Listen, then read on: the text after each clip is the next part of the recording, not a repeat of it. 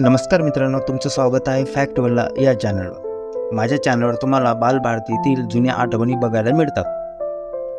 आज मी तुम्हाला इयत्ता तिसरीतील जुन्या बालभारतीच्या पाठ्यपुस्तकामधील अशी असावी मैत्री हा पाठ वाचून दाखवणार आहे।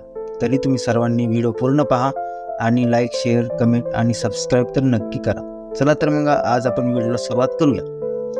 अशी असावी मैत्री। एका अरण्यात एक छोटासा हरिण होता। मध्येच तो आपल्या कळप सोडून एकटाच रानावनात भटकायचा। असाच भटकत असताना एकदा त्याला एका शिकाऱ्याने पकडले।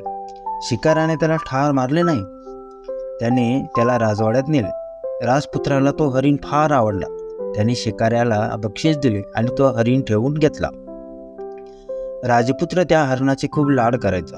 त्याला अंघोळ घालायचा, खायला चांगले कोवळे कोवळे हिरवे गवत द्यायचा। त्याला हरणाला मात्र तेथे काही करमेना, तो नेहमी दुःखी असायचा। म्हणून एक दिवस राजपुत्राने त्या हरणाला अरण्यात सोडून दिले।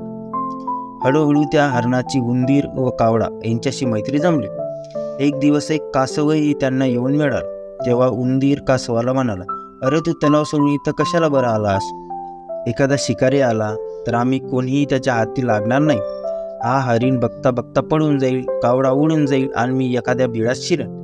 तुला मात्र यातलं काही जमणार नाही। मग तुझं कसं होणार? तू आपला परत जा कसा? तेव्हा कासव म्हणाला, अरे असं म्हणू नकोस, मी तुमच्याशी मैत्री करण्यासाठी आलो आहे। संकटकाळी उपयोग व्हावा म्हणून शहाण्यांनी जीवाला जीव देणारे असे मित्र जोडावेत। ज्यांनी मित्र जोडला नाही त्याला संकटातून वाचवण्याची आशा नसते। असे त्यांचे बोलणे चालू होते। इतक्यात हातात धनुष्य बाहून घेतलेला एक शिकारी तेथे आला। त्याला पाहताच उंदीर बिळात शिरला, कावळा उडून झाडाच्या शेंड्यावर बसला, हरिण सुसाट पडत सुटला। बिचारा कासव मात्र जमिनीवरूनच हळूहळू चालू लागला। तेवढ्या शिकाऱ्याने कासवाला पकडले, पिशवीत टाकले। पिशवीचे तोंड एका दोरीने बांधले आणि पिशवी खांद्यावर टाकून तो जाऊ लागला। शिकारी कासवाला पकडून नेत आहे हे पाहून उंदराला अतिशय वाईट वाटले, तो रडू लागला। इतक्यात हरिण आणि कावळा तेथे आले। त्यांनाही अत्यंत दुःख झाले, पण ही वेळ दुःख करत बसण्याची नाही हे त्यांनी ओळखले। आपल्या मित्राचे प्राण धोक्यात आहेत, त्याला काही करून सोडवले पाहिजे असे त्यांनी ठरवले। कावळा म्हणाला, आता मी सांगतो तसं करूया। तो शिकारी ज्या मार्गाने गेला त्या मार्गानेच हरणाने जावं आणि एखाद्या तळाच्या काठी अगदी निश्चित तळून राहावं। मी त्याच्या डोक्यावर बसवून चोचीनं खरवडल्यासारखं करेन। शिकाऱ्याला वाटेल हरिण मेलेला आहे, तो कासवाला खाली ठेवून हरणाजवळ जाईल। त्या क्षणी हरणानं ताडकन उठून पडून जावं। शिकारी त्याचा पाठलाग करू लागेल। तेवढ्यात उंदरानं पिशवीचा बंद तोडून टाकावा, कासवानं पिशवीतून बाहेर पडावा आणि तळ्यात शिरावं। कावड्याने ही सांगितलेली युक्ती सर्वांना एकदम पसंत पडली आणि सर्वजण आपापल्या कामाला लागले। तळ्याच्या काठावर हरिण निश्चित पडलेला असून कावळा त्याला चोचीने टोचत आहे हे शिकाऱ्याने पाहिले। खूप दमल्याने हा हरिण मरून पडला असावा असे शिकाऱ्याला वाटले। शिकाऱ्याला आनंद झाला। त्याने ताबडतोब कासवाला खाली ठेवले व हरणाकडे धाव घेतली।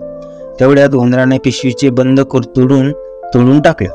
कासव पिशवीतून बाहेर आला आणि झटकन तळ्यात शिरला। तेवढ्यात तो हरिणही ताडकन उठला व वाऱ्याच्या वेगाने धावत सुटला। कावळा उडून गेला। हा प्रकार पाहून तो शिकारी गोंधळला। मागे वळून बघतो तो कासवही पसार।